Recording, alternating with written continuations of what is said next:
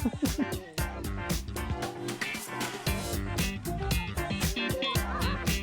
some preset tunes, huh?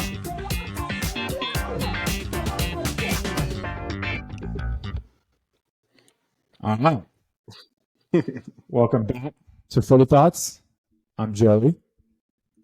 I'm Casey. We're back. All right. We got a late night episode coming at you. It is Tuesday, August 8th. The Premier League starts Friday, whatever be the 11th. We got Burnley against City to start out. Mainly going to be talking about our Footy Thoughts, mainly Premier League. I'm going to do a little bit of fantasy at the end, do a little bit of gambling at the end, keeping it simple. Mainly, maybe some international games when it comes around, but we might venture across Europe a little bit.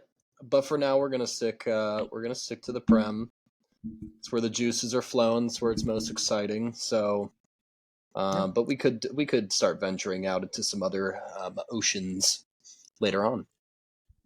I want to start out by talking about Premier League, kind of overall view of the season, starting with kind of a team that's going to surprise you to begin with. And I will start just by kind of not taking the easy route. I think Burnley, speaking of the first game of the season, is going to surprise some teams.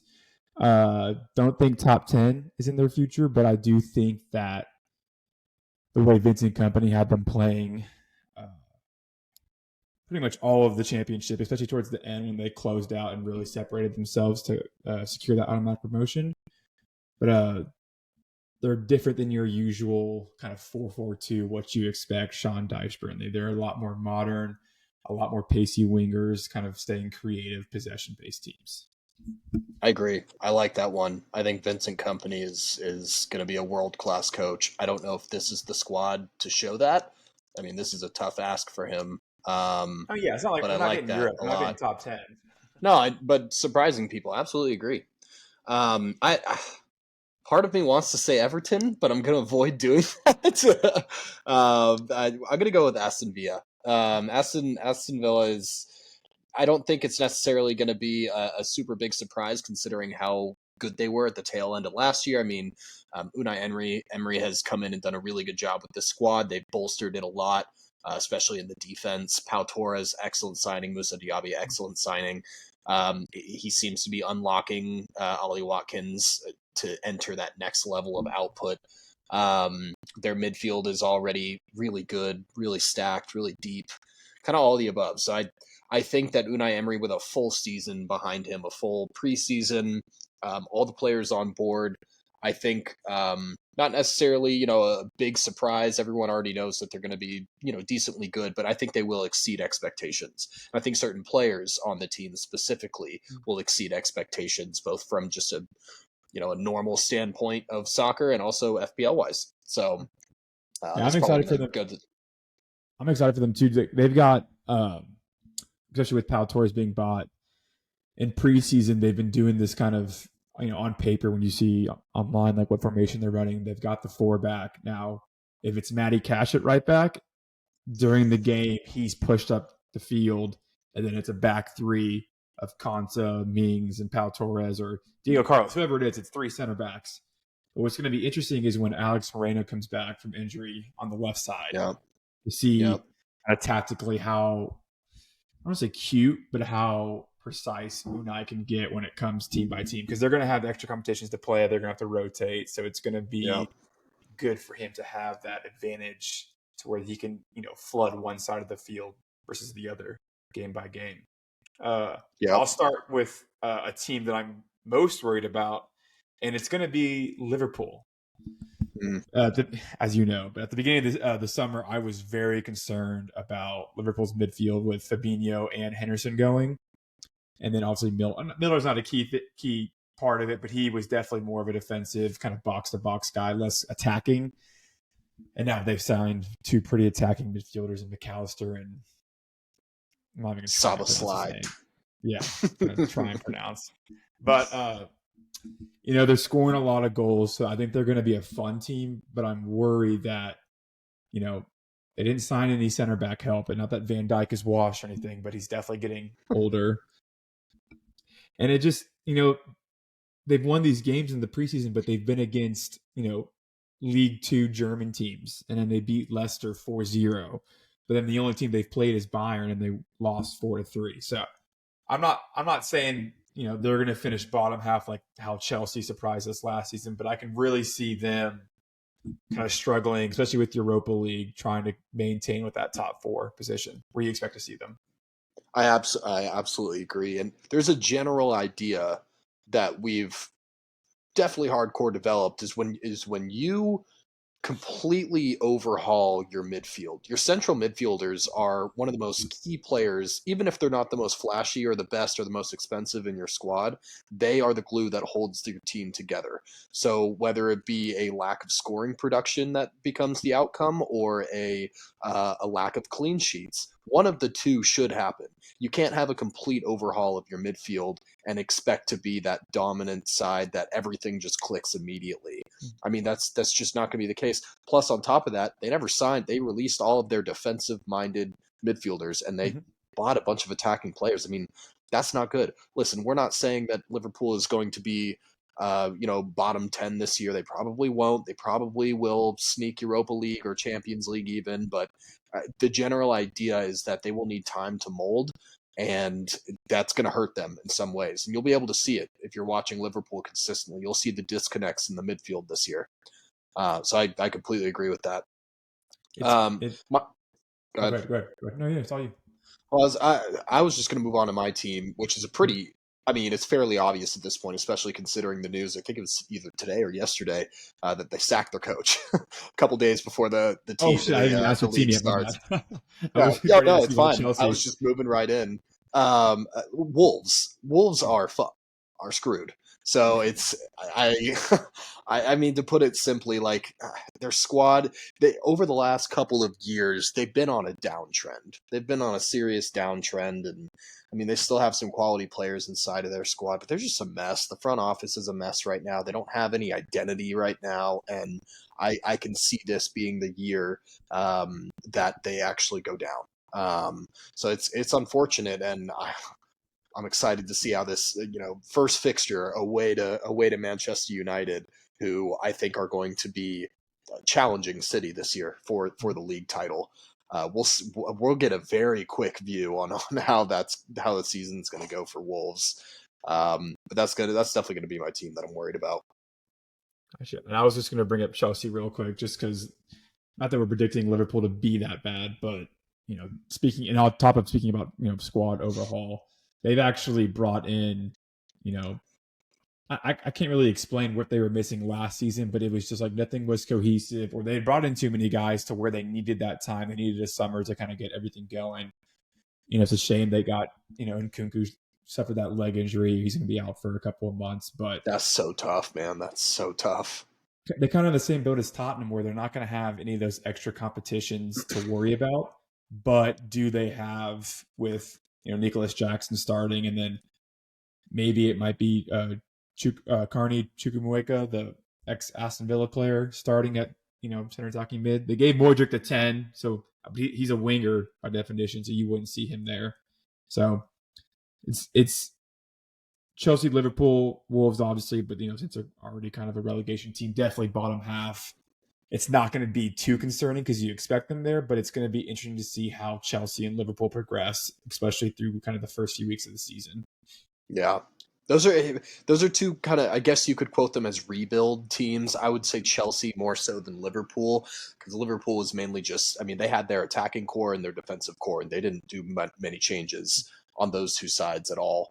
But definitely Chelsea. I mean, when you have a surprise season like last season, where your coach, your manager had no idea what he was doing for the most part, at least, and then you had a lot of your players that were just not looking cohesive, lack of chemistry, and then you overhaul a lot of players in your team, sell a bunch to the Saudis, and kind of just revamp the entire squad. This is going to be a testing season for them.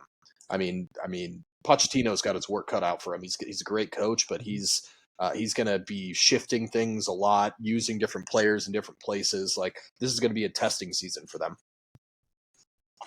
I completely agree. Any other team you want to talk about before we move on to a little bit of FPL? I mean, no, not necessarily. I think you should talk a little bit about Tottenham because Okay. Harry Kane or no Harry Kane, it's going to be an interesting season for them, especially what we've seen in preseason, what their defense has looked like, what their attacking output might look like. I mean, it's an interesting team to follow this season, that's for sure. Gotcha. Then I know what I want to ask you to finish up the the footy thought, excuse me. But Tottenham's just going to be fun. I won't go into too much nerd kind of detail about it, but just a little background. I am a Tottenham fan. Casey is an Everton fan. I would be very confident to say that I have more of an exciting season ahead than you do.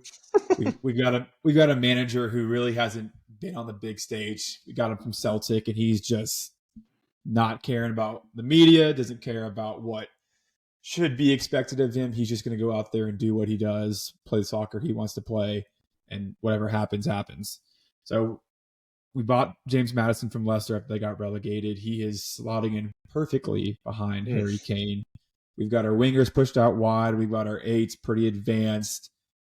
You know, I don't want to call it tiki-taka, but it's the best way to play it. I've never seen Tottenham players more comfortable passing in triangles like Oliver Skip. And even today, even though we lost to Barcelona, seeing Davinson Sanchez and Sergio Reguilon like being able to make those comfortable passes and then attack and press out from the goal. It was one of my favorite quotes from when we got him. And to rewind, hands up, definitely was not my first choice manager. You know, we were linked with Nagelsmann. We were linked with Thomas Tuchel before he went to Bayern. And then who just went to PSG? Whoever the Spanish manager. Anyways, so Big Ange was not my top choice. But when we signed him, my favorite quote that kind of resurfaced was that I would much rather win a game 5-4 than 1-0. And that, like, to the Tottenham old heads. It's pretty hot. The people who were fans in the 80s and the 90s, like, that's how Tottenham played. Like, it was 4-4, 3-3. Like, it was balls. I believe it, Ange. That's what we're going to be betting this season, huh? So, like, it's a little hint to what my take's going to be later, but it's just, I think Tottenham's going to be fun from a neutral point. It's literally having to rewire certain players from Mourinho ball and Conte ball, like counterattacking, hoofing the ball up into space and chasing after it. Like, his last season at Celtic, for the entire season, Celtic averaged 70% possession for the season. Now, we're not going to do that because it's the Premier League and we're going to play City twice and United twice and Arsenal twice.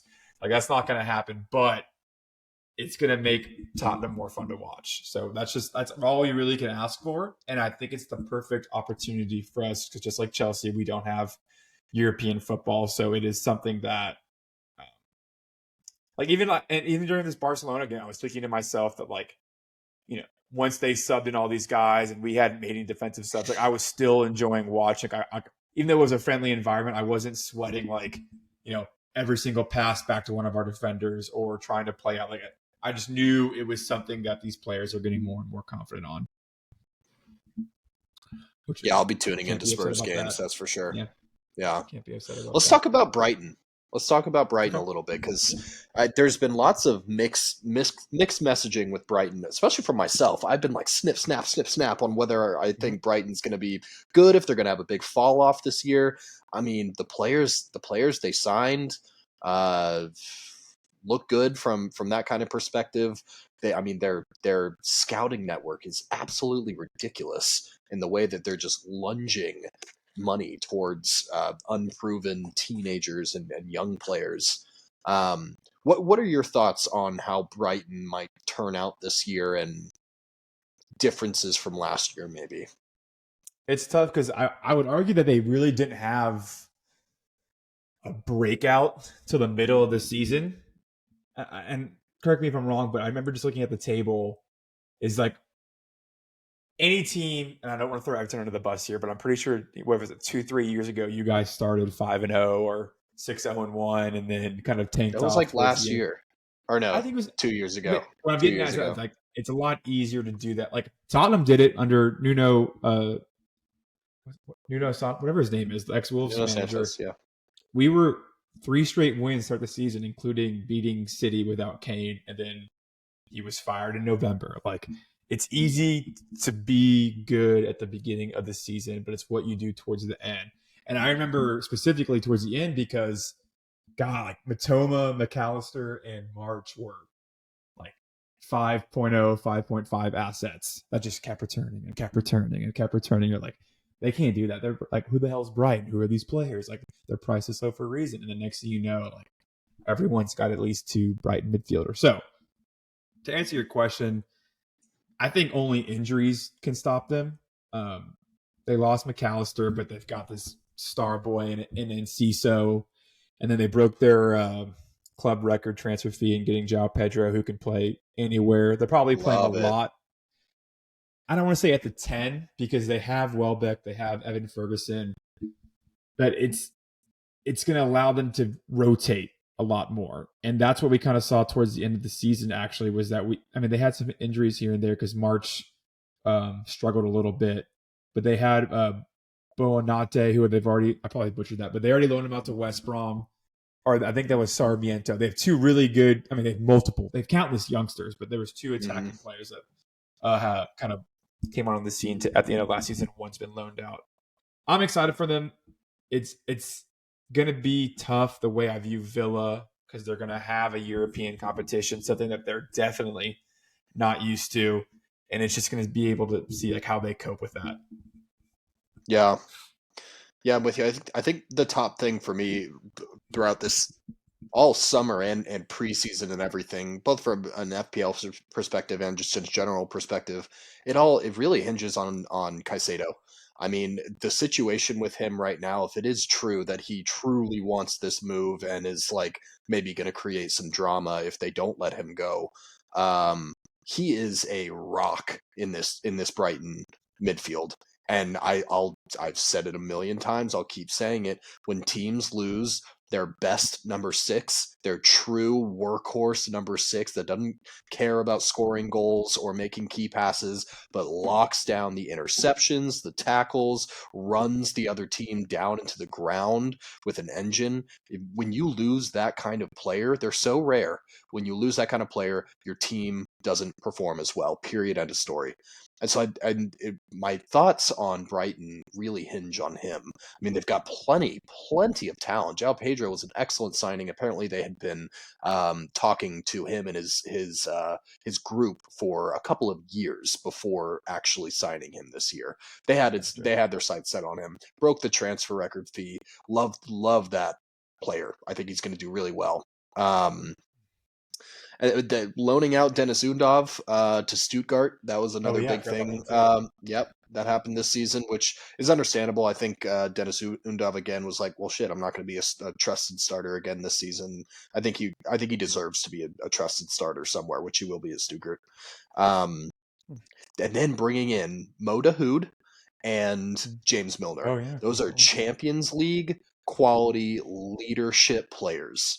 Those were great signings. Of course, it's not your flashy teenager like they signed, their 13 other transfers for, but those were 2 very high quality signings. So I like what they did in order to kind of replace what they had in McAllister, what they had in even Trossard, who left in January.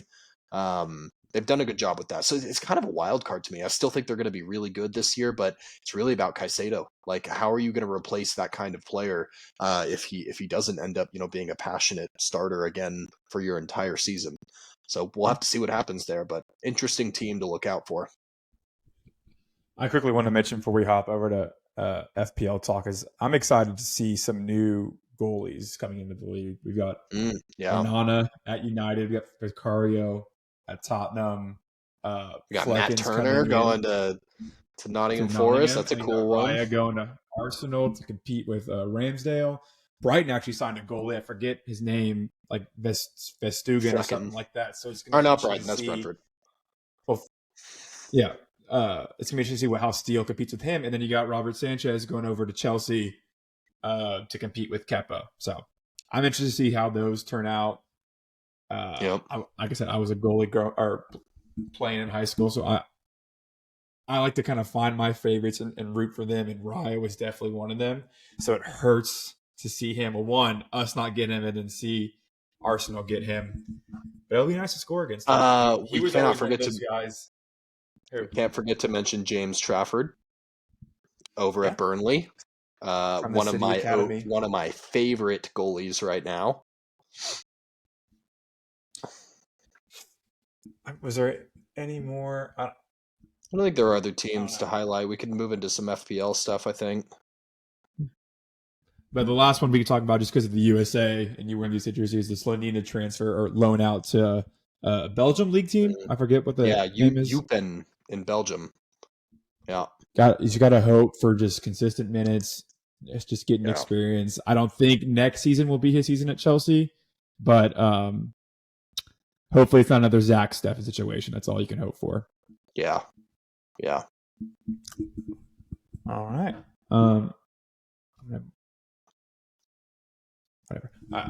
Now we can move on over to FPL.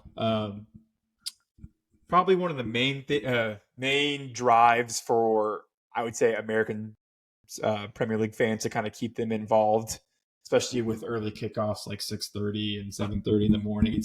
It's and fantasy football, American football is big here, so it's easy to kind of keep that connection going and keep that interest up with Premier League. But I wanted to start by asking you kind of who's your favorite template high-owned player, and then who is your favorite kind of low ownership around 15 and below players in FPL? Yeah. And I'm definitely going to avoid like the really like obvious players like Haaland. We're not going to talk about those kind of guys. But one thing I thought was interesting is in talking about template players is I have been back and forth this whole summer since the game came out. I made my first draft up to today. Am I doing Rashford or Bruno or both? I have been flip-flopping through both. The reasons I love Bruno this year is because he's new captain, he's on pens, he's in a really strong team, and he's gaining back his form that he used to have. And then Rashford is just on another planet right now, and I think he takes that into this next season. So I'm choosing Rashford. I have flip-flopped over from Bruno to Rashford, 45% owned. 9 million midfielder, whether he starts at striker, whether he starts on the wing, he is the go-to guy. He's the guy for United. And I want to see him reach that next planet of output that I think he's very ready for. So that's going to be my main guy. Who's yours? Mine's going to be John Stones, defender with Manchester City.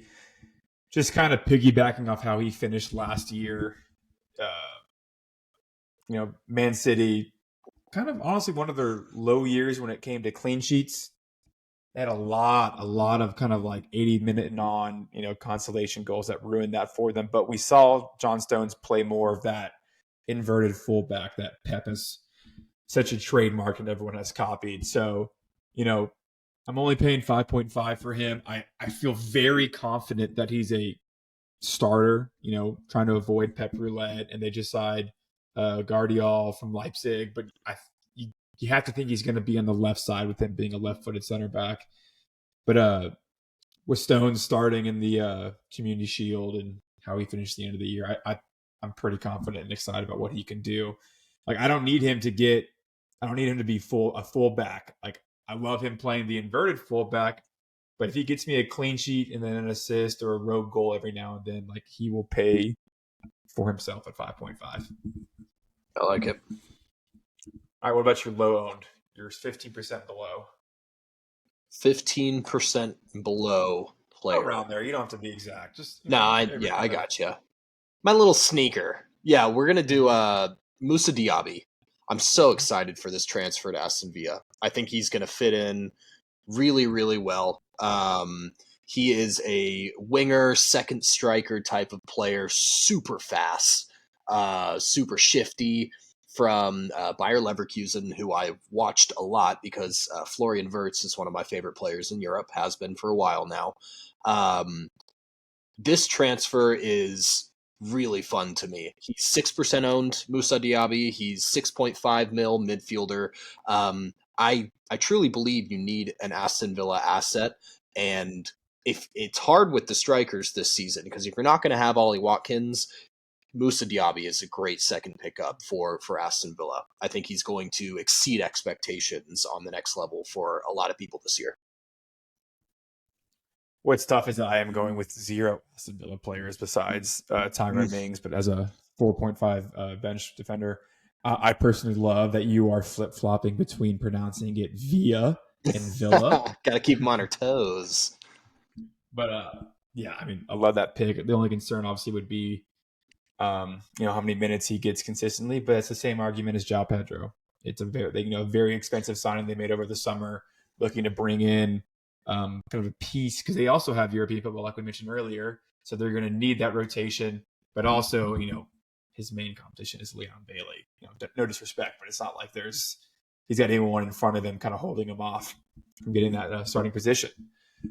Mine's a little bit more than 15%, but he's been my boy since last season. And when I got him in my team, he was below 15. But I'm also going to drop 2 players for you because there's this little unknown striker. He actually scored 30 goals last year, and he's below 15% owned. And that is Sir Harold Kane as a differential player. But my real one's going to be Eze from Crystal Palace. And depending on how involved you are with FPL Twitter, there is this argument between Matoma. Diaby's kind of creeping his way in there, but Matoma and Buemo and Eze as the go-to 6.5 asset. What's so great about these players is that they really give you the freedom to kind of play with the 3-5-2 formation or the 3-4-3 because you really want players that have a good balance of being on a good team, expecting to play a lot of minutes, and also kind of the focal point if they're not on that good team. So perfect example would be Mbeumo with Brentford or Eze with Crystal Palace. And not even that, he's also kind of their main focal point, like I was just mentioning, finished the season on fire, 10 goals, 5 assists, and he's on pens. So I'm very excited for him. They're having a great preseason, and like I say, he's a little bit above 15%. I think he's at 16, 17 now, but that is my favorite low-owned player to start out with. I like that. I want to add on a little bit to that because I just had a random thought comparison to mostly NFL, but other sports do this too. But they have a franchise player, right? Like you have a face of your franchise, like whatever you want to call it. I'm just now realizing that Wilfred Zaha has kind of been that franchise player for Crystal Palace for such a long time that there is just a massive hole in who is going to be the face of Crystal Palace coming up. And that's like a very real thing. Who's going to step up and be the guy at Palace this year? I think Eze is primed to step into that role and get a bunch of spotlight on him, get a bunch of scouts saying, we need this guy. Tottenham has already expressed interest, as you've mentioned earlier. That'd be amazing. Yeah, but I think he can step up and be that, like, the face of Crystal Palace as long as they stay up and stay in the Prem. I like it. I'm trying to think of.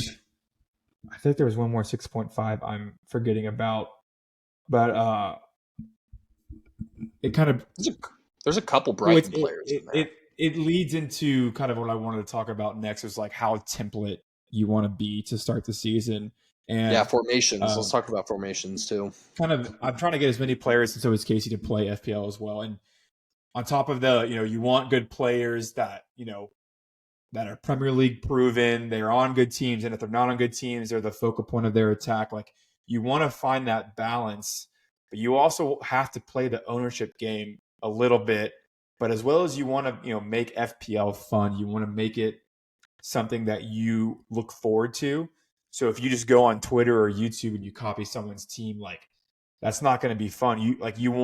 Personally, I want to wake up and watch the Crystal Palace game and see Eze get a return and be ecstatic about it. Like, I want to be able to know that I was wrong or right based off myself, not that I was following or copying someone else. So I think there's a definite way you have to play a little bit of template. I won't even include Haaland just because it's Haaland, but you've got to have like an Arsenal midfielder, a Man U midfielder. You got to have, a 2 of Haaland, Kane, or Salah. Like, you have to play that to kind of protect your rank. But then, you get guys like Eze, or you get like your, a 4.5 defender who you really like. Or I like Carney Chukwuemeka as my fifth midfielder at 4.5. That's my stamp on the game. That's my stamp on the team, because I think that he's going to get minutes. He started 4 to 5 games in the preseason, and then Kunku's injured now. So there's a pathway for him, and it frees up money-wise. If not, that's why they give us the wild card, so we can kind of fix our mistakes early on. Yeah. What do you think? I think my thoughts on FPL is that it's good to have a good balance. If you're shooting for number one or like top, 100K or something like that, which is pretty reasonable for a lot of us casuals, I guess. You could either do it that way, or if you just want to be as competitive as you can in your mini league and have fun with it, you just need to have some balance. You got to have some template players. Don't be afraid of someone who's got so much ownership that maybe you don't like them as a player. Like, say you're not a big fan of Saka. He's got a ton of ownership, and he is the guy at Arsenal, and you should probably have him in your team. Yeah, don't get cute with those kind of choices. Get cute with the later, maybe a little cheaper type of choices. With your 6.5 midfielders, there's a buttload of good options at that price point where you can get some differential type of options going, and that's the way you'll get in front of your other people in your mini league. But also talking about balance is formation. Formations have been actually a big talk of FPL over the last couple of years, because people are flinging around with theories that 5 defenders is going to be OP this year, no forwards except for Haaland. Like, I think this year is going to be a lot more balanced because the forward position is a lot more stacked this year than it has been in the past. And they're priceable too.